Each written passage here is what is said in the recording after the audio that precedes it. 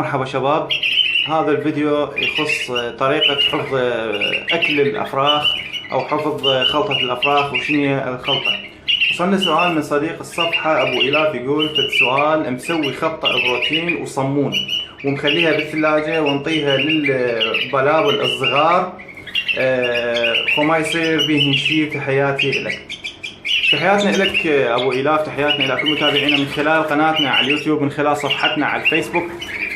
صديقي وعزيزي، احنا قلنا بالبداية الصمون والخبز والمعجنات كلها اللي تحتوي على الخمرة هاي مو زينة، لأن احنا هنا جونا حار. ثانيا الخمرة تسوي خمول للطيور، لأن الخمرة عبارة عن بكتيريا، وهاي البكتيريا راح تنشط بدرجات الحرارة المرتفعة بداخل الطير وراح تنفخه وتسوي به خمول أو تخمة وتكتله بمكانه.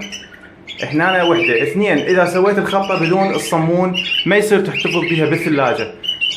راح تبرد الخلطه. هنا من راح تبرد راح تعطيها انت للطير. الطير بصوره عامه الطيور درجه حراره جسمها مرتفعه تكون، من راح تعطيها تعرضها الى فشي بارد مباشره، هنا راح يصير عنده اختلاف درجات الحراره وراح يؤدي الى احتقان يصير عنده او التهاب سريع ويكتله للطير.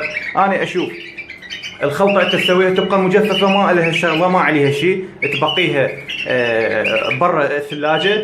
من تريد تخبط، تريد توكل الطيور، تخبط على قد اكل الطير. مثلا عندك 2 أو 3 أو 1، شوف ايش قد انت كفايتهم، تخبط لهم اياه مثلا بصحن شاي او معون شاي، تضيف لها المي، يعني وجبة يومية توكلهن، والزايد بالليل الذبة لا تحتفظ به حتى تحافظ على صحة طيورك من البكتيريا وتحافظ على أكلهن دائما فريش وجديد.